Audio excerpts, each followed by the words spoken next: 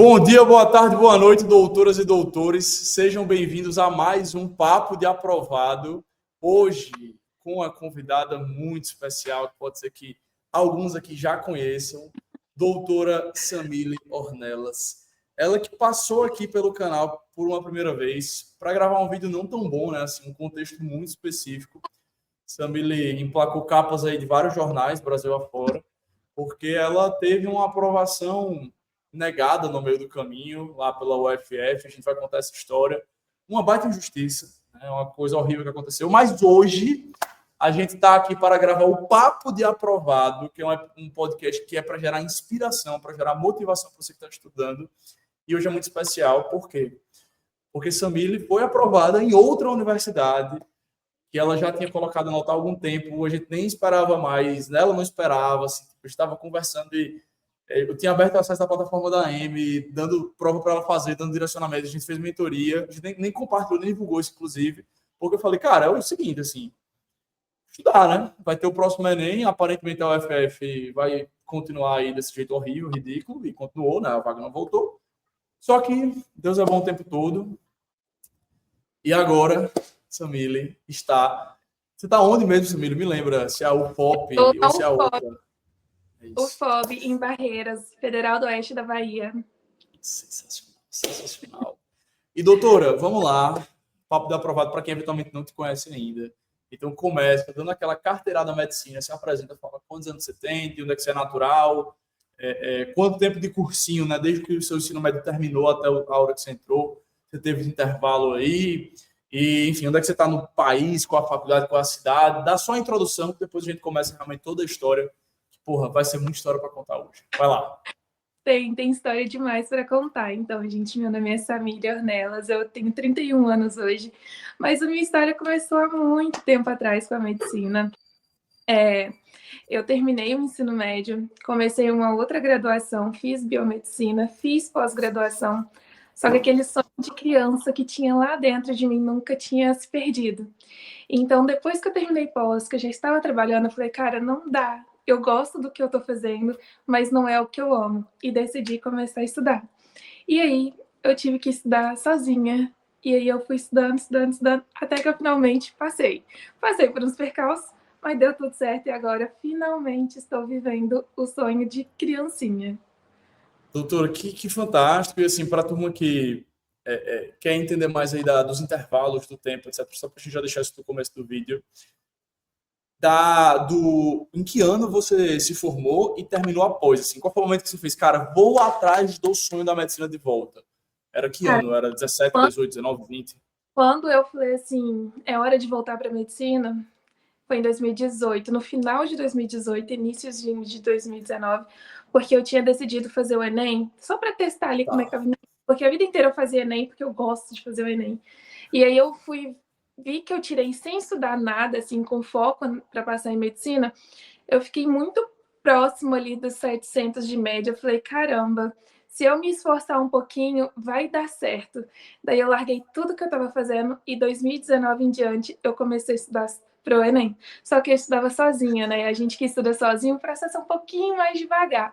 Mas deu certo. Aí foi 2019, 20, 21, 22, Enem de 2023, deu tudo certo. Porque todos esses outros Enems que eu fiz, cada um teve um problema. A gente que fica se cobrando demais, se prepara o ano inteiro, na hora da prova vem a crise de ansiedade. Mas nos últimos eu aprendi como lidar com a prova, com o controle emocional, que é tão importante quanto estudar durante todos esses anos. E aí foi quando finalmente deu certo. Cara, sensacional. E assim, até voltando no que você falou agora. Você fez o Enem 18 e aí, cara, quase nos 700, bateu aquele sentimento de se eu me esforçar um pouquinho, eu já consigo chegar lá. E assim, eu acho que a sua história, ela mostra muito isso, de que, porra, esse pouquinho nem sempre é tão fácil assim, né? Você estava também sem as melhores condições, estudando sozinha. Imagino que você não conheceu ou a mentoria ou qualquer outro tipo de direcionamento, de estratégia. Então, era aquele estudo muito intuitivo, né, de manada, que você não tinha estratégia, tinha uma técnica também mais rebuscada, né? Então, foi realmente isso. Como eu me formei no ensino médio em 2011, daí eu entrei na faculdade em 2013 para fazer biomedicina. E o meu ensino médio, gente, foi aquele ensino médio que, não sei se a galera de hoje vai lembrar, mas em 2009, 10 e 11, eu sou de escola pública estadual. Então, as escolas teve um período de greve enorme, que acabou que os meus 3 anos de ensino médio foram feitos em um, praticamente, porque foram 6 meses de greve em um ano, quase um ano de greve no outro. Então, foi um período muito ruim. Então, eu não tive base no ensino médio, foi horrível. E aí, tudo que eu sabia, que eu consegui para passar no Enem para o ProUni na biomedicina, foi com o que eu fui arrastando na vida, né? E aí, quando eu decidi estudar para medicina, eu tive que, gente, voltar a aprender subtração, multiplicação, divisão. Eu tive que começar do zero, porque eu não tinha base. E eu estava estudando sozinha, então era pesquisando vídeo, aulas ali no YouTube e tudo mais, eu nem sabia que existia mentorias, eu não sabia que existia como se direcionar, eu só sabia que tinha conteúdo gratuito na internet, e daí eu ia pesquisando, aí eu via aqueles cronogramas prontos que tinha aqueles estudigrams que publicava, e aí eu fui indo. Aí 2019 foi um ano assim de muito aprendizado, na marra, sozinha. Aí eu lembro que eu paguei nessa época o Descomplica. Consegui aprender bastante, mas acabou que eu não consegui acompanhar. Aí veio pandemia, aí todo mundo sofreu com a pandemia, não deu para estudar direito. Aí 2021 eu tive que começar a trabalhar, porque quando eu parei para estudar em 2019, eu conversei com a minha avó e falei, vó, eu tô tão pertinho de passar, deixa, né, me ajuda, eu não deixa eu não precisar de trabalhar para eu poder. E até para a turma entender mais, Samile, desse intervalo aí. Você voltou fazendo em 18, mas você já estava graduada E e com mestrado, e pós-graduada. pós-graduado. Então você já trabalhava, já tipo, pagava a sua vida, ali, as suas contas. Cara, como era o seu trabalho? Se antes da gente embalar, até conta para a turma, assim, o que é que você fazia? Quanto do tempo da sua vida você ocupava? Como é que estava, sei lá, suas projeções profissionais? E, porra, a gente sabe, a vida do comércio começa a ganhar dinheiro e, cara, se ganhar dinheiro é muito bom, você quer ganhar mais, você quer crescer. Então, Sim. conta um pouco mais desse momento, desse desafio. Por quê? Porque eu peço isso? Porque, cara, assim, saiba que muita gente, Samile, mas muita gente que está aí no mercado de trabalho hoje, trabalha com esse sentimento no coração, sabe? De, putz, isso aqui eu estou fazendo, tá legal, tô ganhando dinheiro, consigo me ajudar minha família, pagar as minhas contas. Mas, cara, eu sinto que Deus quer outra coisa para minha vida e eu não estou realizando isso. E ficam nesse embate, sabe? Então, eu quero escutar mais sobre esse seu embate, essa sua fase. Como é que era esse seu trabalho? Conta mais desse momento da vida. Olha, Pedro, esse daí é um conflito que eu convivo com ele até hoje, porque eu precisei, primeiramente, ser humilde para poder falar para minha família: eu preciso de ajuda e eu vou precisar não trabalhar. Eu já estava ali conseguindo a minha independência, querendo ou não, a gente já tem aquela cobrança de construir alguma coisa. E eu estava dando passos para trás para conseguir construir alguma coisa na frente. Então, eu tive que pedir a minha avó para poder me dar apoio, meus tios, minha família. Eles falaram tudo bem. Então, eu fiquei 2019 e 20 sem trabalhar. 20 principalmente por causa da pandemia, né? Só que chegou 2021 e eu falei, cara, não dá mais para eu ficar dependendo deles dessa forma, porque eu já comecei a precisar de coisas mais básicas e eu não gosto de ter que pedir coisas básicas para a família, ainda mais já tendo 20 e tantos anos, igual eu estava tendo na época. Então eu falei, eu vou dar um jeito de trabalhar. E aí eu consegui um trabalho. Só que não era um trabalho qualquer, eu trabalhava 12 horas no dia. Eu falei, gente, como que eu vou trabalhar e vou conseguir estudar? Mas eu falei, vai dar. Vai dar. É questão de tempo. Se eu não passar esse ano, eu passo no próximo, o tempo vai passar de todo jeito, eu vou conseguir. E aí eu trabalhava escalas de 12 por 36, então eu trabalhava em um dia, folgava o outro. Maravilhoso. Inclusive, recomendo para quem precisa trabalhar e estudar, não sabe? Porque o outro dia você tem o dia inteiro. Quando você trabalha na escala 6 por 1, você fica o dia inteiro fora e resta poucas horas para estudar, você fica mais cansado. Apesar de que 12 horas eu ficava o dia inteiro fora, no outro dia, parte do meu dia, eu precisava me recompor, porque eu trabalhava 12 horas em pé, andando para lá e para cá. Eu era responsável biomédica e responsável técnica de 2 clínicas. Então, eu cuidava da minha equipe e ainda cuidava de outra por suporte no telefone. E era uma demanda muito grande, parte administrativa, de procedimentos e tudo mais. Então, minha mente já esgotava no trabalho. E o meu trabalho já era uma coisa que precisava de muita atenção, muito raciocínio, porque era harmonização facial, cuidado ali, preenchimento, cuidado com a vida, né, literalmente. Então, eu tinha que deixar um pouquinho da minha mente para eu estudar. E aí, o que E eu até fazia? imagino que assim, vamos lá, serviços de um alto valor agregado, de um cliente exigente, né, que pagava uma nota, serviços estéticos. Então, assim, Exatamente. não dava para, cara, você não entregar a mais alta excelência do mundo, né? Era alta excelência, tanto nos procedimentos, tanto também que eu estava liderando uma equipe ali. Eu tinha muitas responsabilidades simultâneas. Se tivesse uma intercorrência com o paciente, era eu que estava na linha de frente. Se a gerente faltava, eu estava ali na linha de frente. Faltava produtos, era eu na linha de frente. Qualquer coisa que acontecia, era eu na linha de frente. E não era só na unidade que eu estava. Eu tinha que ter dupla função, porque eu estava cuidando das meninas na outra unidade. Então, acabava que desgastava muito o meu psicológico, mas eu ainda tinha que ter psicológico para estudar para o Enem. Então, no outro dia, que era minha folga, o que eu fazia? Eu me dava o direito de dormir até umas 9 da manhã, para eu conseguir me recompor, porque eu trabalhava de 10 da manhã até 10 da noite, só que a minha casa ficava quase 2 horas do meu trabalho, então eu chegava em casa quase meia-noite. E aí, eu tinha que dormir até um pouquinho mais tarde para as pernas desincharem. Aí eu levantava e ia estudar até de noite. No outro dia, antes de ir trabalhar, eu levantava 2 horas antes do horário de sair para trabalhar. Eu costumava sair umas 8, então até 6 horas da manhã eu levantava, estudava por 2 horas, ia para o trabalho. No horário de almoço, ou eu via aula, ou eu fazia alguma redação. Quando um paciente ou outro faltava, eu resolvia questões. E aí, quando eu saía, eu ia embora no ônibus, eu ficava lendo as coisas também. E quando eu chegava em casa, eu já não tinha forças. Mas tinha vezes, dependendo, eu ainda tentava resolver umas 10 questõezinhas. E aí, no outro dia, começava tudo de novo. E foi assim 2021, 2022, 2023. E aí, 2024, né, eu passei e tal, acabei saindo do trabalho. E eu tive que. Acabou que Mas até desse ponto, você saiu do trabalho em que ano? Conta aí. saí em 2024, porque eu tinha sido Calma, aprovada. mas em 2021, você... Eu trabalhei 21, 22, 23. Ah, E tá, você saiu em 19. Saiu do trabalho 19 e 20 sem trabalhar. isso. Aí eu comecei a trabalhar em um outro emprego em 2021, nessa escala de 12 Porque para 30. você precisou de volta para ganhar dinheiro, né? Exatamente. E aí eu saí de novo em 2024, para recomeçar tudo de novo. Você saiu novo em 2024 já por conta da primeira aprovação, né? Sim, sim.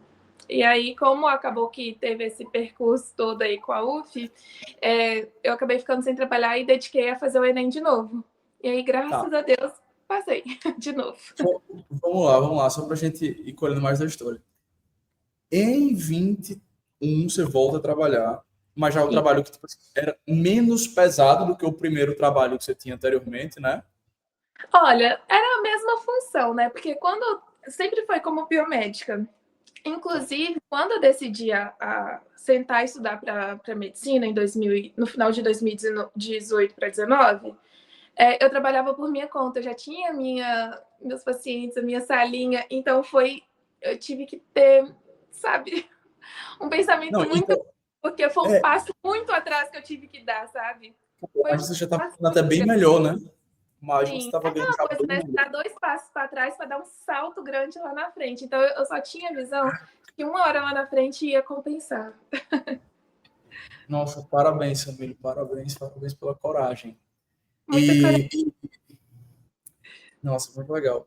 Tá, e aí nesse processo, vamos falar mais da parte dos estudos mesmo, né? Você comentou que esses primeiros anos até 23 eram realmente assim, internet, conteúdo gratuito, Era. sem estratégia, e o primeiro ano que você conseguiu a aprovação, que foi o Enem 2023, a preparação já levou até a aprovação por mero esforço repetitivo, que uma hora deu certo, ou você já tipo, mudou alguma coisa em 2023 que você nunca tinha feito, que fez diferente e deu certo?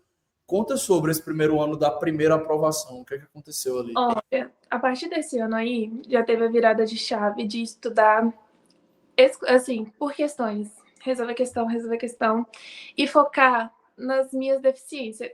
Eu tive que sentar no início de 2023 e falar assim, não, pera, você vai continuar fazendo tudo o que você fazia nos outros anos e não deu certo, ou você vai ter que mudar alguma coisa. E daí eu percebi que nos anos anteriores, por eu ter dificuldade, eu negligenciava, porque eu ficava assim, eu não consigo, eu não vou fazer. E eu me auto-sabotava, inconsciente.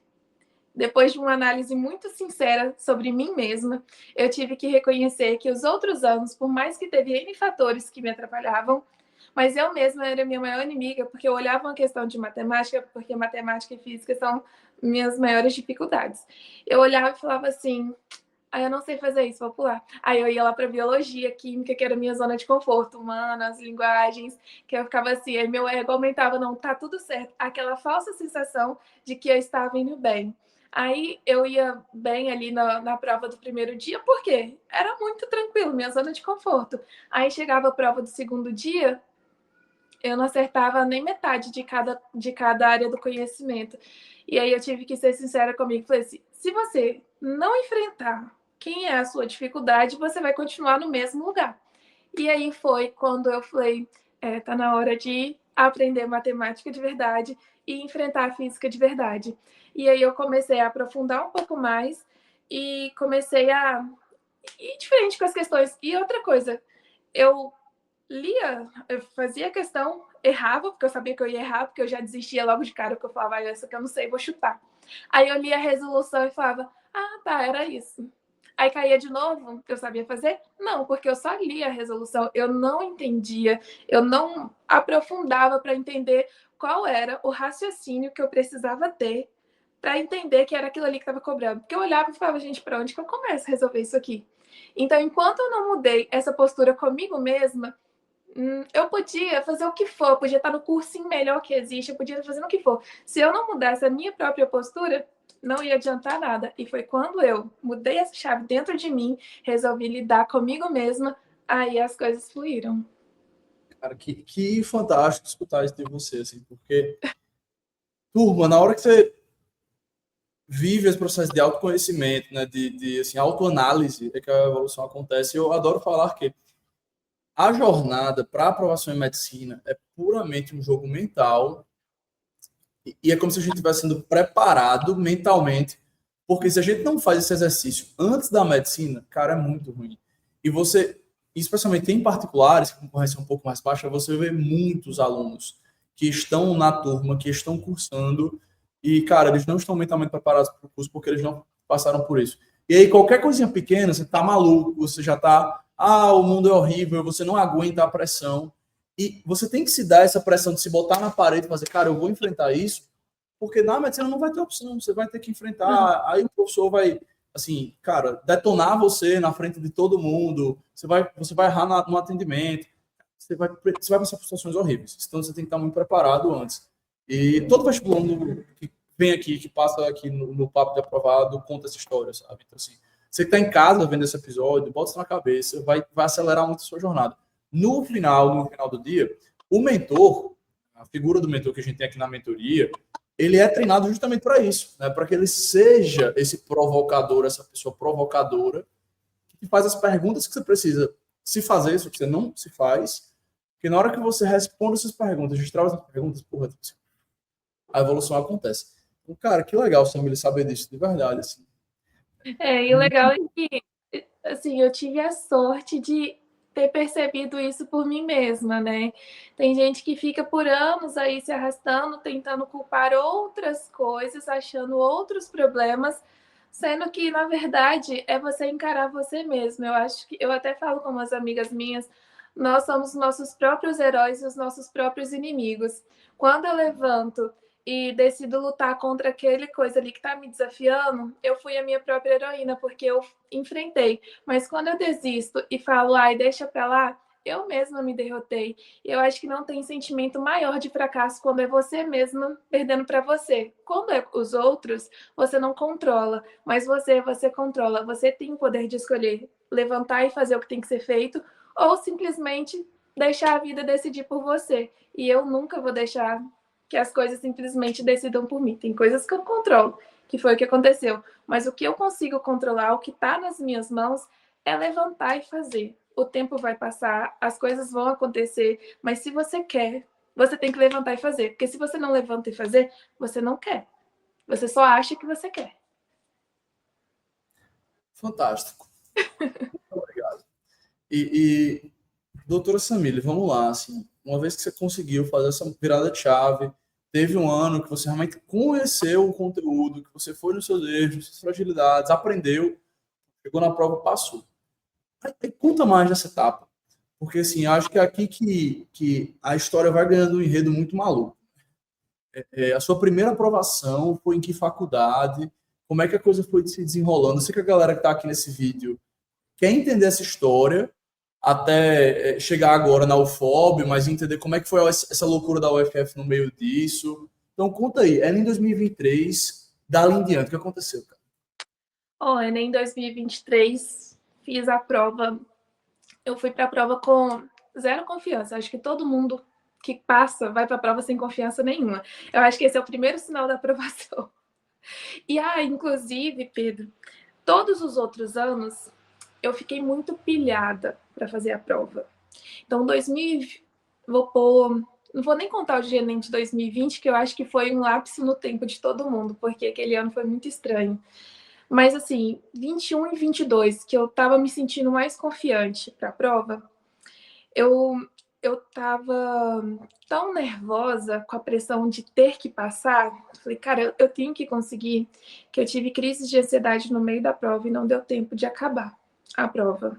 Então, a ansiedade, o meu descontrole emocional, que eu fiquei tão focada em passar, que eu não cuidei da minha saúde mental, eu não saía para nada, não me divertia, não fazia nada. Então, 2022 e 2021 foi aquela coisa assim, que meu emocional estava muito abalado, porque eu tinha essa pressão de passar. 2023 foi o ano que eu olhei para mim e falei, vai tomar vergonha e vai estudar o que tem que ser feito. E também abrir a minha mente de que a vida não era só sobre o vestibular, eu precisava de momentos de lazer. Então, foi um ano que eu viajei algumas vezes, que eu trabalhava, né? Então, eu saía com os meus amigos. Então, eu comecei a ter um psicológico melhor. Eu fiz atividade física, foi pouco, mas eu fiz, principalmente mais perto da prova ali. Eu dei um jeito de cuidar da minha saúde mental, que eu não podia repetir os erros de perder a prova, pegar o fiscal pegar da minha mão, porque não deu tempo de fazer por causa de crise de ansiedade. E aí, como eu cuidei do meu emocional e lidei com as partes em que eu tinha dificuldade, eu fui para a prova assim. Ai, cara, esse ano eu nem estudei direito, a gente acha, né? Nem estudei direito, eu enrolei e nem deve dar, mas fui para a prova. E, cara, eu tive. Eu saí da redação assim, eu falei, cara, devo ter zerado. E eu fiz 980. No dia que eu abri a nota do Enem, juro para você, Pedro, eu atualizei o site várias vezes, que eu achei que não era a minha nota, mas o sistema deve estar errado, porque eu não esperava. Claro, os outros anos eu fiz 900 mais também, só que esse ano foi 980. Gente, vestibulando, fez 980, é 1.000. Isso é 1.000 para mim. E aí eu fiquei sem acreditar, que eu falei, caramba, nem saí tão confiante. E aí, fiquei toda feliz, emocionada. Quando eu fui colocando naquela planilha que o pessoal disponibiliza para você acompanhar em quais universidades sua nota dá, aí foi aparecendo um monte de lugar verdinho, assim, que eu passava. Eu falei, meu Deus, o que tá acontecendo? Tipo assim, vários lugares. E aí eu escolhi as universidades que, tipo, eram... Porque na UFMG, infelizmente, ainda não dava. Mas nas outras davam. E aí eu fui escolher. E aí eu escolhi o FOB, meu Deus, o FOP, que é de Ouro Preto, e coloquei a UF, que também era um excelente lugar. Minha nota também dava no FRJ, mas eu fiquei com medo de jogar na FRJ por questões de segurança mesmo e tal. Aí, minha primeira opção era o FOP, e eu tava passando lá o tempo todo. Só que no dia que saiu o resultado do SISU, gente, o SISU do 2024 foi um caos, não sei se você lembra, mas eles divulgaram as notas na segunda, às 9 da manhã, e às 9h30 da manhã tiraram do ar, porque eles divulgaram tudo errado, a classificação toda fora de ordem, gente com 600 passando, gente com 700, 800 não passando. E aí, eu, durante a acompanhar, que estava acompanhando o SISU, eu estava passando nos dois lugares. Mas eu estava classificada mesmo no primeiro, mas a minha nota estava dentro do corte ainda da UF. Mas a minha posição segura estava dentro da UFOP. Aí, quando lançaram as notas, eu não estava passando em lugar nenhum. Eu falei, o que está acontecendo nesse lugar? Aí, eu vi que deu erro, aí eles tiraram do ar, e no outro dia, 6h30 não, 5h30 mais ou menos, eles divulgaram. Então eu tive quase 2 dias, foi um dia e meio mais, né, de angústia por causa das notas que foram disponibilizadas erradas pelo governo. E aí, quando saiu, inclusive no dia que saiu o resultado oficial, na segunda, eu estava de folga. Então, eu estava preparada para fazer aquele vídeo com a minha família atrás, vendo o parabéns, você foi chamada, porque eu já sabia que eu estava dentro. Aí não saiu. Aí no outro dia, eu estava trabalhando. Aí eu tinha acabado de chamar uma paciente para a sala, ela já estava deitada na maca. E aí, meu celular começou a vibrar. Os meus amigos, olha, saiu. Eu fiquei, meu Deus, eu tenho que ser profissional e esperar meu atendimento finalizar para depois eu olhar. E aí, eu fazendo o procedimento, era um laser. E eu assim, meu Deus, eu quero ver. Eu comecei a tremer. Eu falei, vou pegar meu telefone e vou olhar. Na hora que eu abri, tava lá, parabéns, você foi chamado na chamada regular. Foi selecionado na chamada regular. Eu comecei a tremer, e comecei a gritar e chorar, só que eu tava de máscara e óculos de EPI, né? E a paciente, ela não viu nada, porque o laser era barulhento. Tadinha, até peço perdão a ela, porque eu acho que eu não dei o meu melhor nesse dia, porque eu só queria acabar aquela sessão. E aí, na hora que eu terminei, eu fingindo, né, todo o profissionalismo do mundo, só queria levar ela lá fora. Na hora que eu levei ela lá fora e fechei a porta, eu comecei a gritar dentro da clínica. Aí foi uma festa toda. Mas minha alegria durou só 20 e poucos dias. Que foi quando eu fui indeferida depois da documentação, depois da análise, né? Aí eles me indeferiram na banca de heteroidentificação, porque falaram que eu não era parda. Olha. E aí veio todo o drama. Tipo, toda a minha felicidade, todo o meu brilho, aquela sensação de alívio. Pedro, quando eu vi, parabéns, você foi selecionado na chamada regular, era como se eu estivesse carregando um bando de madeira nas minhas costas. E era como se aquelas palavras significassem tirar aquelas madeiras de trás de mim, que aquele peso sumiu. Eu me sentia leve, flutuando. Parecia que nada no mundo me abalaria mais. Dava até para fazer aquela trend do Instagram. Ela não sabe, mas em tantos dias ela vai ficar maluca. Mas enfim, foi os melhores dias que eu tinha vivido assim do ano de 2024. Foi incrível. Até que começou todo o caos, né? Aí eu tive que procurar advogado e tudo mais para entrar com o processo contra a decisão da universidade. E aí demorou um ano, fiquei o ano de 2024 todo ali naquela angústia, naquela tristeza, né, gente? Que olha quantos anos, porque assim, se for analisar de onde tudo começou eu fazendo o primeiro Enem em 2011, sei lá, alguma coisa assim. Só sei que ao todo já são 12 provas do Enem, porque enquanto eu estava fazendo a biomedicina, eu continuava fazendo a prova. Eu não estava estudando com foco para fazer a prova para medicina, mas eu fazia naquela assim, vou testar meus conhecimentos, vai que dá. Mas quando eu decidi foi 2019 mesmo, né? Mas enfim.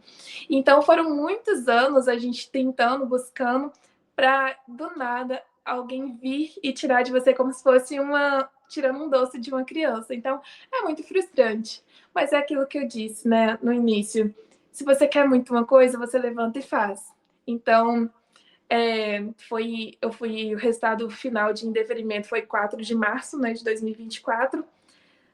Semana seguinte, eu já voltei a estudar para o Enem. Falei, na hora que der isso mesmo, vou botar na justiça, se der, deu, se não der, já estou estudando. E estudei, dei meu sangue e fui para fazer a prova do Enem. Só que, uma semana antes da prova do Enem, eu sofri um golpe. Estelionatário se passando pelos meus advogados falando que deu tudo certo na UF, que eu poderia ir começar as aulas e tudo mais, tudo mais. E esses filhos de abençoados me tiraram R$ 5.500, que nem é meu, eu ainda tô devendo. E aí, falando que eram os honorários e tudo mais, me enviou tudo. Pedro, eles falsificaram o site do STJ. Oh, gente, eles fizeram tudo perfeitinho, perfeitinho. E aí, eu fui para a prova com a mente bem assim, caramba.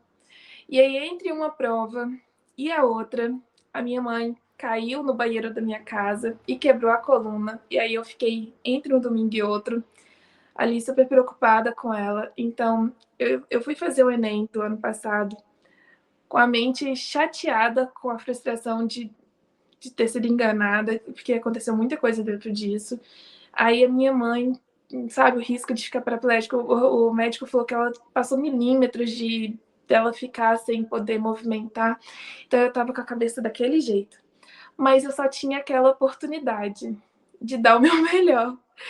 Então eu fiz o que eu pude e graças a Deus eu consegui, através dessa nota do ano passado, passar na que estou hoje. Só que eu, eu acho que foi mais ou menos março ou fevereiro que teve o processo seletivo dessa que eu estou hoje, que eu me inscrevi, porque vestibular de medicina e outros cursos, a gente sai se inscrevendo no vestibular que você vê aberto, né? Eu não lembrava, por Deus, que eu não lembrava que eu tinha me inscrito nesse, mas quando foi janeiro desse ano, a justiça me deu favorável e obrigou a universidade a me matricular. Então, eu ia para a UF, então estava tudo certo. Só que aí a UF entrou na justiça contra a decisão da justiça, que foi assim que eu perdi, né? E tive que sair de novo. Só que Deus, ele faz as coisas... Samile, só para a galera entender, turma, Samile foi lá para a UF, ela entrou, ela fez o semestre inteiro. E aí, no final do semestre, conta a história, você estava entrando em algum lugar e conta aí, conta aí. Só para eles entenderem, então, como eu tinha tido a decisão da justiça, a justiça obrigou a universidade a me matricular. Eles me matricularam, daí eu fui para lá, saí de Belo Horizonte, fui para a UF. Tipo assim, eles tinham 30 dias para me matricular. A decisão saiu em 28 de janeiro. Eles me matricularam 22 de março para as aulas começar no dia 24. Eu tive 2 dias para sair de Belo Horizonte, com mudança e tudo mais, para ir. Enfim, eles tiveram esse tempo todo, mas não fizeram. Enfim, aí frequentei as aulas, já estava quase no final do semestre, faltava 2 provas para acabar o semestre certinho. Quando eu fui entrar no restaurante para jantar com a galera, eu fui barrada. Aí lá na UF tem um QR Code para acessar o RU. Aí, quando eu coloquei, deu assim, acesso negado, você não tem vínculo com essa instituição. Eu falei, quê? Como assim? Aí o moço que controla a fila falou assim, é erro do sistema. Entra e sai e põe de novo. E eu fiz isso várias vezes e a fila só crescendo. Aí achamos que era internet, o pessoal roteou a internet para mim. Até que o moço desistiu e falou, vou pôr seu CPF e você entra. Depois você vê o que aconteceu. E eu lá, né, o cara constrangido com a fila ficando maior. Aí, quando eu fui depois olhar o que aconteceu, eu entrei no sistema, que o aplicativo não dava, eu fui entrar pelo site. Quando eu abri o site, não tinha dado nenhum meu mais, tipo, nadinha. Nadinha, só tinha meu nome lá. Aí, tipo, histórico, a grade de horários, gente, não tinha nada. Aí eu falei, o que tá acontecendo? Aí eu fui e cliquei que só tinha disponível declaração de matrícula. Aí eu cliquei. Aí eu li assim, matrícula cancelada por liminar cassada. A universidade simplesmente me apagou do sistema, simplesmente cancelou tudo, como se eu não fosse nada nem ninguém. E me bloqueou de tudo. A partir daquilo ali eu não pude ir para a faculdade, eu não podia entrar mais, porque precisa do QR Code para entrar, que está no aplicativo. Eu não pude fazer mais nada. Procurei a universidade, zero diálogo, ninguém me recebeu. No mais que me recebeu foi a coordenadora do curso, que foi muito gentil comigo, mas disse que ela não podia fazer nada. Reitoria, tudo quanto é. Gente, eu tentei procurar. e não consegui. Aí depois de 2 meses que eu estava ali tentando dialogar, tentando ver o que podia ser feito, porque era um erro, né, gente? Falar que eu não sou parda é absurdo, é revoltante. E aí eu estava tentando resolver numa boa, até que os meus colegas da faculdade mesmo, que eu fui muito acolhida lá, as pessoas lá é maravilhosa, tipo, professores, tudo muito bom. E aí eles me estimularam a ir pra mídia, e foi assim, depois de muito custo, porque eu estava bem resistente, eu não queria me expor dessa forma, né, porque é um desgaste emocional muito grande, e até que eu resolvi ir pra mídia com forma de tanto mostrar a injustiça, eu só não esperava que fosse uma repercussão tão grande, mas eu queria mostrar a injustiça e também ajudar outras pessoas, porque eu conheço muita gente que sofreu a mesma coisa lá na UF, tanto que quando eu fui indeferida, né, ainda lá no processo da universidade, a gente criou um grupo com as pessoas que foram indeferidas, teve gêmeas idênticas que foram indeferidas pela mesma banca, como que idênticas, uma é e a outra não. Então, assim, a gente tem muito o que questionar sobre os critérios deles de avaliação, sabe? Então, tem muita gente injustiçada. E aí, eu expus na esperança de que eles mudassem, porque é por vídeo, você envia um vídeo, eu não sei quem viu o meu vídeo, eu não sei como que eu fui julgada, eu não sei nada, eles são zero transparentes, eles não falam o porquê que eu fui indeferida, só falam que eu não tenho características no listão geral, então isso é muito injusto, Tamir, né? falam quem está na banca, não, né? Não fala quem é, eu não sei quem é, não sei como são, não sei, só sei que Pessoal, eu vou. Por favor, continue. eu só sei que eu tenho uma história, uma vida inteira, uma jornada que, vamos pôr aí, de 12 anos, né? Que são 12 Enems que eu havia feito, para alguém me invalidar baseado em vídeo de 17 segundos, porque é o tamanho do vídeo que foi enviado. Como assim? Eu não sei nem quem foi que fez isso comigo, eu não sei quem foi que apagou a minha história, apagou a minha identidade. Não sei. É complicado, muito complicado. E isso tudo me trouxe danos, assim, que são irreparáveis, porque antes da gente entrar aqui nessa chamada, eu até cheguei a mandar mensagem para uma amiga e falei: amiga, finalmente consegui me olhar no espelho, porque eu estava do ano passado até agora sem conseguir me enxergar no espelho, porque eu comecei a duvidar de mim mesma, eu comecei a achar que eu era uma fraude, que eu, tipo, gente, eu tenho 31 anos, a vida inteira as pessoas me conhecem assim, com exceção do cabelo agora cacheado, porque antes eu usava ele liso, e aí eu tô desde 2022 em transição, e agora que eu tô conseguindo, né, porque finalizou a transição, mas o meu rosto sempre foi o mesmo. E aí alguém, que eu não sei quem é, vir dizer que eu não sou o que eu sou há 31 anos. Chega a ser absurdo uma coisa dessa, sabe? E a postura da universidade, eles falam tanto em proteger, cuidar, isso, aquilo, outro. É... Ai, gente, pura hipocrisia, porque são coisas que não dá para eu expor e tal, mas se vocês vissem qual é a realidade, como é que eles cuidam, não é nada do que eles pregam, sabe? Chega a ser revoltante. É tudo mentira o que eles falam, que se importam, que questões raciais importam. Importa para quem? Porque na hora que você precisa, não importa, não. Pessoal, assim, eu não tenho muito o que complementar. Eu vou até pedir perdão, porque eu rio aqui, eu dei uma risada agora, assim, não tô. Cara, assim, como é que pode, bicho? Assim, é patético, assim. Eu rio do quão patético é saber que uma banca de heteroidentificação faz algo assim e outra. Não se sabe quem é a banca, a universidade não divulga quem são os nomes. Enfim, a gente sabe que isso não é feito assim, à toa ou por coincidência. Alguém sai ganhando numa história dessa. É muito claro que alguém sai ganhando numa história dessa. É, com E como é? Com certeza tem gente que ganha, a comunidade acadêmica ela sabe quem são as pessoas que ganham, quem está lá dentro da universidade sabe quem são os beneficiados. Quando estava, né, durante todo essa exposição na mídia, eles publicaram nota oficial falando que que a banca é composta por pessoas sérias, pessoas que são capacitadas e tudo mais, que têm critérios claros e objetivos. Eu respeito muito as bancas, elas são fundamentais.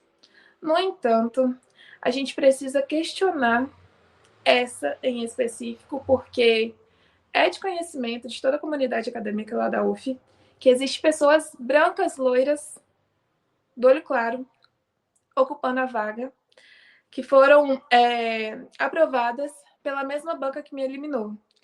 Então, a minha indignação não é nem que eu não estou lá. A minha indignação é porque tem outros lá que não deveriam estar. Se eles são tão, né, capacitados, por que outras pessoas passaram? Então, a minha indignação é essa. E Essa é a nada é... questão. A minha indignação é que são omissos. Falaram horrores do quanto são sérios. E as bancas brasileiras são sérias. A minha questão é com essa em específica que me eliminou. Se são tão sérios, porque eles me eliminaram e aprovaram outros que estão lá. E ninguém faz nada. É isso, assim, é isso. Essa estará eternamente na conta dessas pessoas. É. E daqui a 10 anos eu espero que a gente consiga ter o poder de chegar e realmente passar isso a limpo, porque, cara, uma hora vai ser exposto, igual uma hora sempre cai. Como o Samir falou, a gente nos bastidores conversou muito.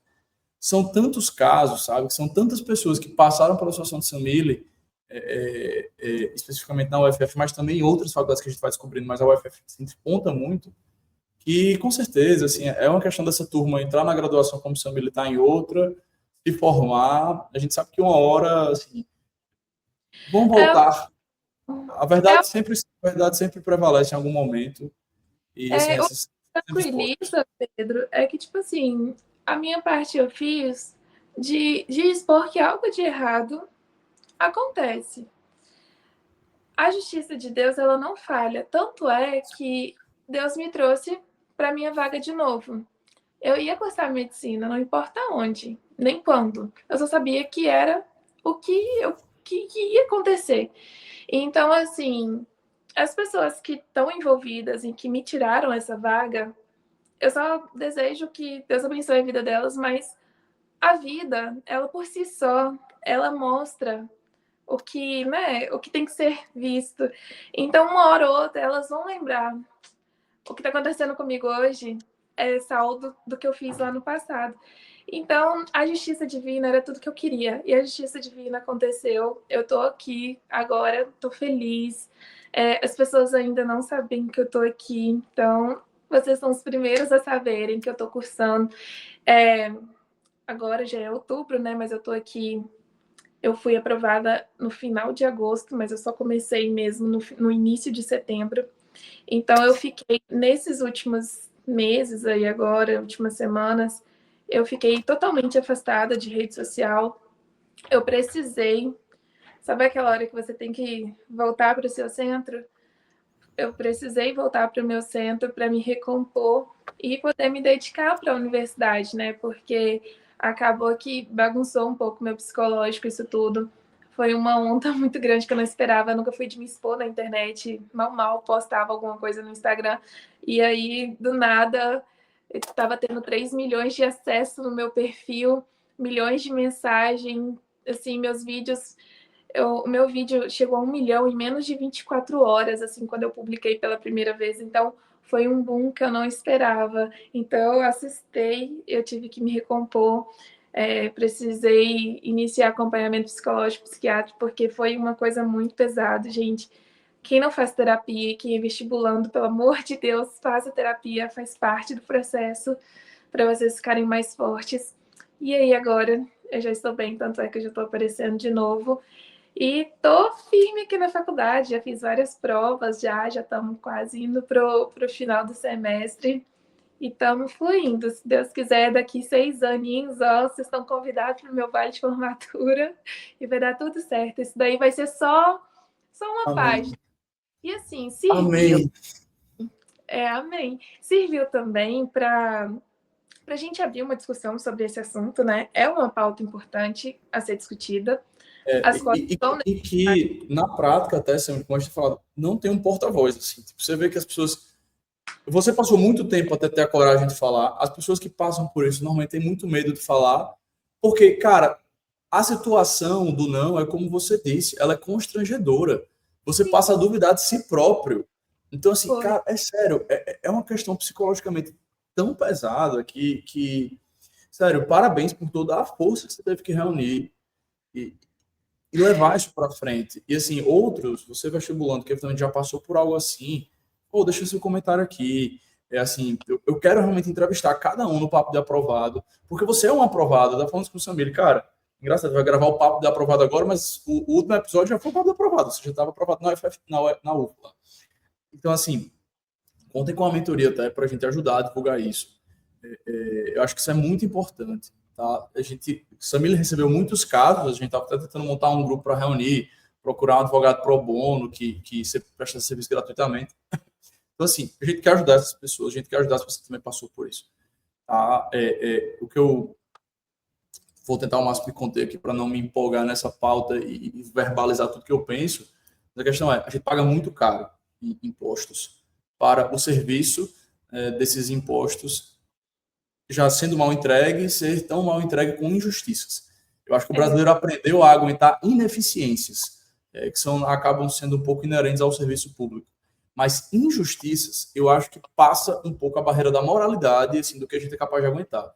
Então, que isso a gente não aguente, já que a gente, infelizmente, aprendeu a aguentar injustiças, aprendeu a aguentar ineficiências, mas que injustiças a gente não aguenta, que a gente divulga, que a gente ajuda as pessoas. Porque é muito chato uma situação dessa. Só a gente que é vestibulando sabe o que é isso. Puxa, Samira passou 12 anos de intervalo até realizar esse sonho. Então, assim, nossa, frustrante. É frustrante, Pedro. E, assim, eu recebi tantas denúncias de problemas, assim, de vários tipos, em que as universidades, elas são completamente omissas, elas não estão nem aí. Eu recebi um caso de uma menina que eu fiquei tão indignada por ela. Conta aí, só pra gente ter essa noção. Ela se inscreveu no SISU, foi aprovada, e quando ela foi enviar a documentação, apareceu que ela tinha se inscrito como trans. Só que ela não era trans. E aí a coitada perdeu ela se inscreveu como parda. Não. Ela se inscreveu no normal, na ampla. E aí ficou aparecendo que ela se inscreveu como trans, só que ela não é trans, logo ela não tem como provar que ela é trans. Ela perdeu a vaga na universidade e a universidade sequer quis ter diálogo. Sequer. Eu te dou na UF foi outra. Te dou R$1 pra você descobrir onde foi. Foi na UF também. Na UF também. Nesse ano. Então, assim, teve problemas em outras universidades também. Só que, assim, são problemas que as universidades, elas não estão nem aí, sabe? Eu acho que é uma denúncia que a gente precisa fazer no sentido de ter uma ouvidoria ineficiente, porque tem aquele Fala Brasil, que eles encaminham o que você fala para a universidade responde que eles não podem fazer nada. Igual o meu caso, eles responderam, tá na justiça, podemos fazer nada. Então, a gente não tem para onde gritar. Aí, por exemplo, tem que fazer o Enem tudo de novo, estudar mais um ano, você atrasa mais um ano, porque a nota que você fez não resolve mais, você perde, né? Não tem o que fazer. Agora, ontem que eles anunciaram que vai valer mais de um Enem. Eu acho até justo para esses casos que acontece isso, né? Mas existe um monte de... Mas é resolver um problema gerando outro maior ainda. Enfim. Mas, assim, tem que ter um lugar para eles ouvir esses casos, assim, extremos. Como que uma menina que não é trans vai colocar lá que ela está na cota de trans? Por que ela faria isso? É totalmente erro do sistema, da universidade, e não tem como corrigir. É complicado. Teve tantas denúncias, mas eu tentei até mapear, assim, mais ou menos, mas olha, foi muito trabalho, eu desisti que eu estava bem. Não, pessoal, essa Mili tá num momento que é difícil ela fazer isso. Contem comigo, tá? Contem comigo, assim, acho que não que eu esteja um momento leve, inclusive, turma, assim, aproveitando, estamos aqui, ó, escritório novo da Emo, literalmente na reforma. Agora está gravando isso aqui num sábado às 7h20 da noite, pra você entender. Eita, o celular até caiu. Eu tô até sem tripé aqui na sala. Fiz uma adaptação para poder gravar hoje. Mas a questão é, enquanto a gente está aqui, Samílio num sábado estudando, eu num sábado de 7h30 trabalhando, cara, assim, a gente vê do outro lado essa realidade completamente sem incentivo, né, à produtividade, assim, cara, vão te responder que não vai dar em nada e tá tudo bem, e, enfim, continuou tudo igual para todo mundo, no final do mês todos vão receber o mesmo salário. Então, assim, Por isso que as pessoas têm vamos... desistem de denunciar, desistem de expor. As pessoas falaram comigo, você foi muito corajosa de expor. Gente, fui não, eu só segui o instinto, assim, e só fui. Mas eu entendo, as pessoas que me mandavam as coisas pediam para eu não falar, me mandavam visualização única, que tinha medo de expor, porque realmente não dá em nada, não adianta em nada. O meu caso tá aguardando a STF, a STJ, tá lá nas últimas instâncias, ainda não tem nada perdido contra a UF. O que eu não consegui foi um diálogo com a universidade. É tão absurdo, eles falam tanto sobre isso, mas eles sequer me respondeu um e-mail, não tive diálogo, não tive nada. Uma coisa que eles responderam é que se abrisse uma nova banca para mim, abriria precedentes para milhares de outras pessoas. Ou seja, eles sabem que tem tantos erros lá que se abrir para mim, vai ter que abrir para muitas outras pessoas. E eu sei que tem... Olha, só comigo entrou 11 pessoas no processo. Então, só comigo, só na medicina, do ano passado foram 11 pessoas. Então, imagina os outros que eu não sei. Tem coisa demais aí por trás disso. Então, é problemático. Mas olha, gente, o que aconteceu comigo foi um erro, uma palhaçada, mas não significa que vai acontecer com vocês. Quem tem direito à cota, use. É um direito de vocês. A gente tem que usar sim. Inclusive, nesse outro lugar que eu passei, que eu estou aqui estudando, foi com a mesma cota. Quando eu fiz a biomedicina, passei com o ProUni 100%, foi com a mesma cota. O que a gente consegue provar, o tamanho da ineficiência, para nem dizer outra coisa, sabe? Da Então, injustiça, né? Da injustiça, da injustiça. é uma injustiça, é um erro grotesco, para a gente não dar outros nomes. E assim, usem, é o direito de vocês, corram atrás, não deixem a realidade que vocês vivem hoje limitar os sonhos de vocês, porque uma coisa que eu nem sonho muito quando eu falo sobre, mas quando eu terminei o meu ensino médio, é porque assim, eu sonho com a medicina desde criancinha. Quando você até perguntou no início, Pedro, eu nem falei, mas o meu sonho de ser médica começou com a morte do meu avô. Eu fiz um portfólio sobre mim para entregar na faculdade essa semana e eu escrevi sobre isso. Eu sempre gostei muito de cuidar das pessoas e eu era apaixonada pelo meu avô e eu queria que ele durasse para sempre. E na minha cabeça, as pessoas que eu amo tinham que durar para sempre. Até que a gente foi desabrigado de onde a gente morava.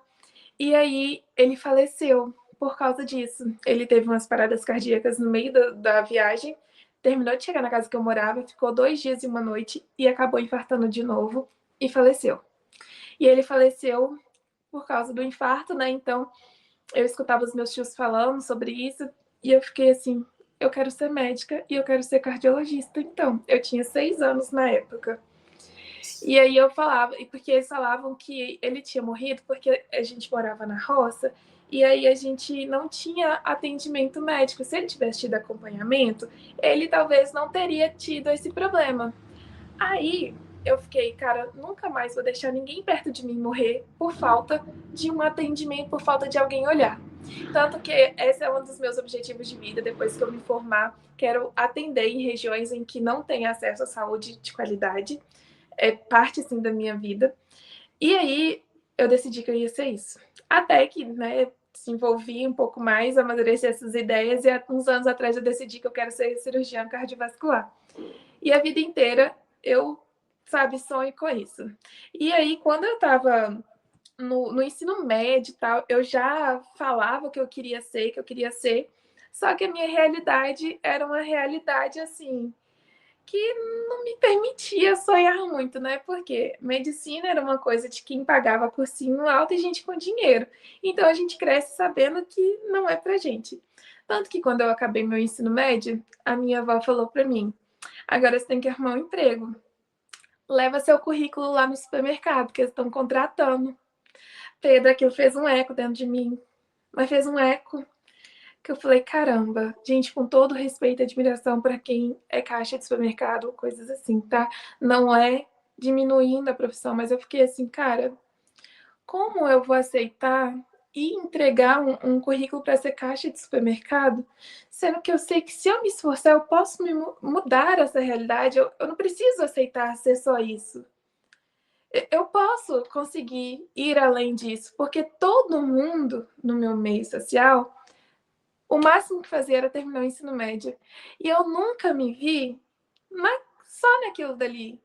Não é ser arrogante nem soberba, era só saber que se eu pudesse me esforçar, eu ia conseguir mudar aquela realidade que eu estava. Eu não queria ser só aquilo. E eu tinha o sonho da medicina dentro de mim. Então, assim, se eu fosse escutar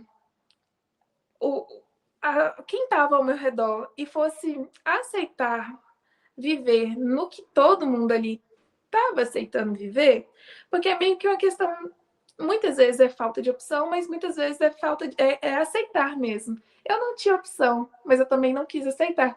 E daí eu fui atrás. Lembro que eu estava saindo para fazer a prova para o vestibular para biomedicina, e uma pessoa falou para mim assim: para que você vai fazer? Você não vai passar mesmo. Eu estava saindo para fazer a prova. Aqui dali foi tipo um combustível, parece que foi uma fusão, uma fissão nuclear que fez dentro de mim, que milhões de partículas que me acelerou. Eu falei, eu vou passar sim. E eu fui fazer essa prova. Passei em primeiro lugar. É faculdade privada? É, mas não tira meu mérito não, porque foi primeiro lugar e eu só tinha um ensino médio muito ruim. Passei, fiquei com muito orgulho de mim mesma.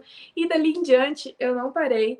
Eu fiz a faculdade de biomedicina aos trancos e barrancos. Eu estudava e trabalhava, fazendo umas festas para eu ter dinheiro para pagar a passagem e o lanche. A minha aula começava às 7h30 da manhã, eu morava muito longe da faculdade, eu pegava 3 ônibus, eu saía de casa às 4h30. Então, assim, foi com muita luta, uma realidade muito difícil, que se fosse parar para olhar o meu cenário, para saber por onde eu começava, era para eu estar lá atrás até agora. Só que eu não aceitava aquela realidade. Eu não tinha R$ 1, eu não tinha o que fazer. Eu fiquei muitas vezes na faculdade o dia inteiro com fome, só comendo um pãozinho de queijo com todinho. Quem é de Belo Horizonte sempre come pão de queijo, né? E aí era isso. E eu ficava na faculdade até de noite para estudar, porque tinha que estudar no laboratório.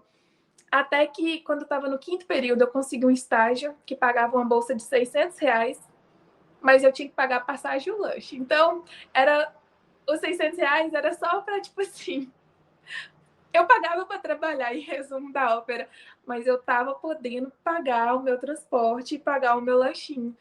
Então foram 4 anos, assim, a trancos e barrancos. Eu tive que morar na casa de parentes para eu conseguir acabar a faculdade, porque eu desenvolvi síndrome do pânico, pegava ônibus muito cheios, cheguei a passar mal dentro de ônibus, o motorista desviar a rota para me deixar no hospital. Então, assim, foi muita coisa, foi muita luta. Eu não me formei na biomedicina tranquilo, não. Foi luta, foi guerra. Mas eu venci. Depois disso, eu falei, vou fazer uma pós-graduação, porque eu quero me especializar. E terminei a pós e falei, cara, eu gosto disso aqui, mas não é o que me comove, o que move, o que me motiva a acordar todos os dias. O que me motiva é ver alguém precisando de um socorro, ver alguém precisando de ir ali dentro dele e resolver o problema. E é o meu sonho. E eu sempre orei para Deus para que eu fosse instrumento de cura, paz e amor aonde eu fosse. Que Ele me capacitasse para eu ser espelho dele aqui na Terra. E Deus é o que? Amor, cura nas pessoas. Então eu queria poder curar as pessoas. Quando eu vejo uma ambulância passando perto de mim, eu me arrepio toda, porque minha vontade é de parar ela, ir lá e fazer aquela pessoa viver de novo. A cirurgia, o transplante de coração, é como se eu pedisse Deus permissão para eu segurar a vida daquela pessoa e devolver. Mas não sou eu, vai ser Deus me usando para devolver a vida daquelas pessoas. Então, isso me motiva demais. Então, tudo que eu passei lá atrás, até chegar aqui hoje, é com esse combustível, é com essa vontade, com esse propósito de vida, que eu não me imagino fazendo outra coisa. Então, quem está numa realidade diferente, uma realidade difícil, Foca no que você quer ser. Se vocês acreditam em Deus ou no que vocês acreditam, se apega naquela força que te move, que te motiva e vá. Vai ter percalços, vai ter dias que a gente vive em uma roda gigante, né? Um dia você tá lá em cima, outro dia você tá lá embaixo. Os dias que você estiver lá embaixo, fique em paz. Você vai subir. Você só não pode desistir. Só não consegue quem desiste. Eu tô no caminho. Já consegui, já saí assim, ó, se um dia eu tava no primeiro degrau, vamos supor que hoje eu tô no 8º. Falta só mais 2 para eu chegar aonde eu sempre sonhei. Mas eu tô chegando. O tempo vai passar. A gente vai ter dificuldade, mas desistir não pode fazer parte dos planos. É isso.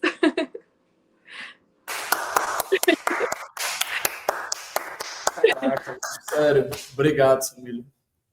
Obrigado. Cara, parece que foi ensaiado 1 hora exata agora. Nossa, muito obrigado por essa 1 hora de conteúdo e de impacto que a sua história traz, que a sua vida traz. Cara, isso é um testemunho vivo. Isso é um testemunho vivo, de verdade. Parabéns.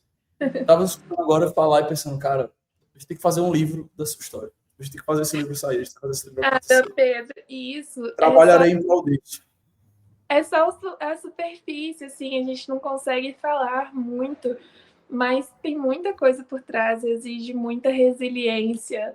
Eu acho que dá até para trocar meu nome de Samília para resiliência, porque só esse ano eu precisei recomeçar 2 vezes. Eu saí de Belo Horizonte com 2 malas e um sonho, fui para o Rio de Janeiro sem conhecer nada, sem nunca nem ter ido para Niterói. Não conhecia Niterói. E do nada, eu preciso sair do Rio de Janeiro, atravessar Minas Gerais, Goiás e chegar aqui em Barreiras. Foram quase 40 horas de viagem de ônibus. Foram 3 ônibus, sozinha, com 2 malas de novo, para recomeçar em um lugar que eu não conheço nada, nem ninguém. O clima muito diferente do que eu estou acostumada. Pessoas com uma cultura diferente. Aqui nessa universidade tem pessoas de tudo quanto é estado. E são pessoas incríveis, estou aprendendo muito com elas.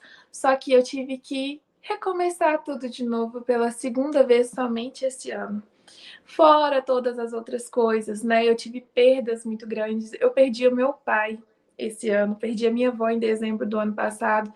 Foram coisas assim, uma em cima da outra. A minha mãe foi atropelada 3 dias depois que meu pai faleceu.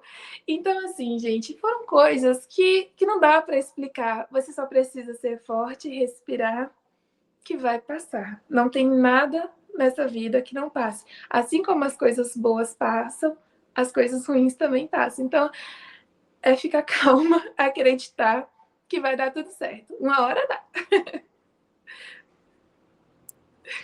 História. Muito obrigado mesmo, Samile. E, assim, turma, que esse papo de aprovado te inspire e te mantenha no seu sonho. Acho que hoje a gente realmente realizou o propósito desse podcast, que é inspirar jornadas. Você que está nessa batalha, saiba que é apenas questão de tempo, é apenas questão de tempo. Confie em Deus, se fortaleça, física e espiritualmente. A jornada ela não vai ser fácil, mas ela vai ser muito recompensadora. A fase que Samir está vivendo agora, pela 2ª vez mais, enfim, vivendo agora, só ela sabe como é boa, conhecendo gente nova. Assim, galera, é tipo assim, é uma família que você cria, porque você passa tipo, muito tempo com essas pessoas no começo do curso. Os 4 primeiros anos é tipo assim, sério, é como se fosse uma casa, entendeu? Porque você passa mais tempo na sala com essas pessoas do que em casa. Então, assim, é como se aquilo virasse a sua casa e tem as brigas, e tem os amores, e tem os romances, e tem os atritos, e tem as provas.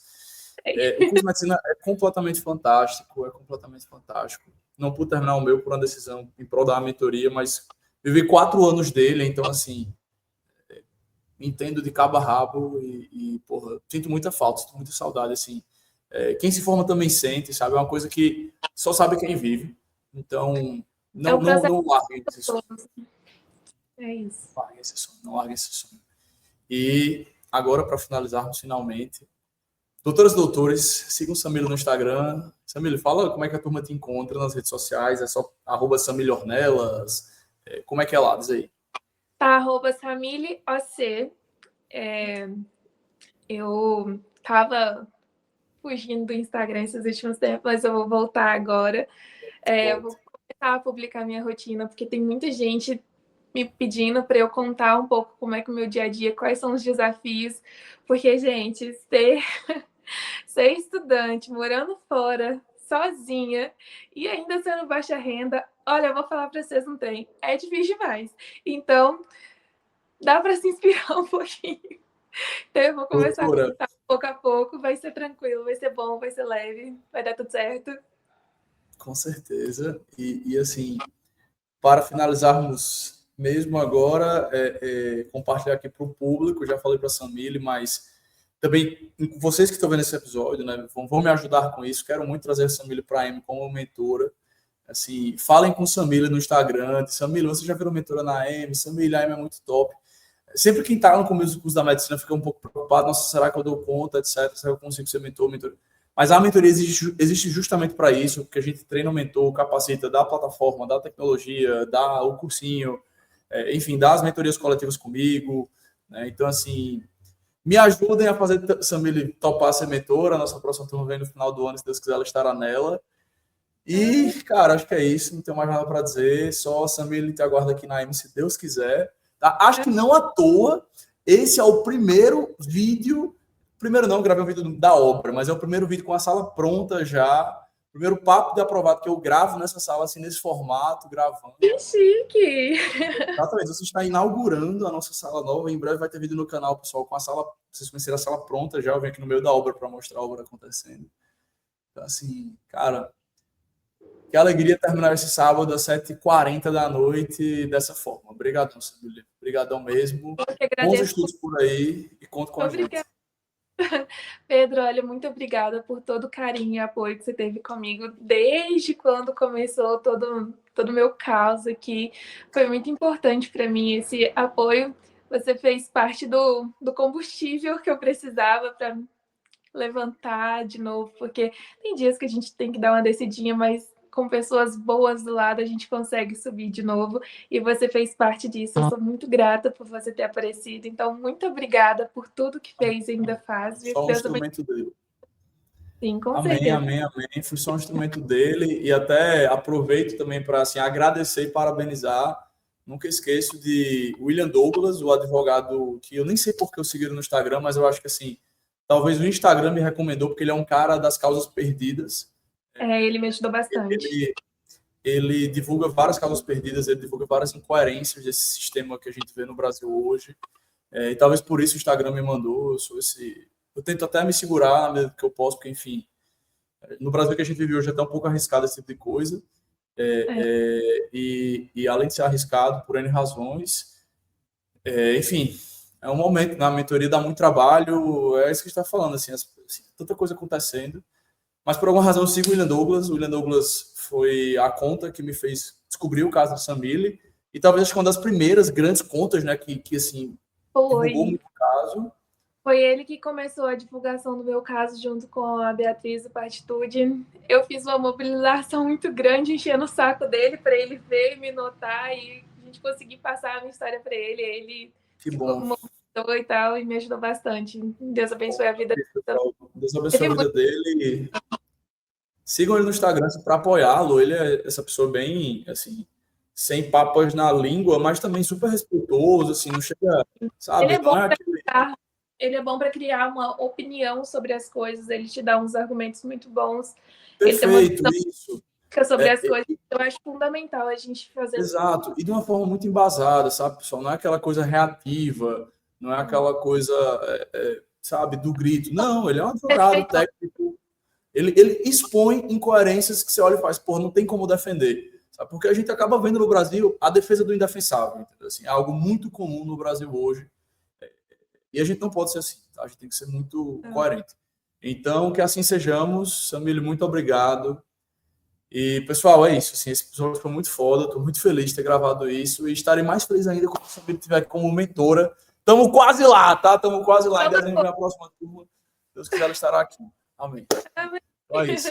Vai ser um prazer. Um beijo, Pedro. Boa noite. Um bom tchau, sábado. tchau. Bons estudos. Turma, muito obrigado. Obrigada. Até a próxima.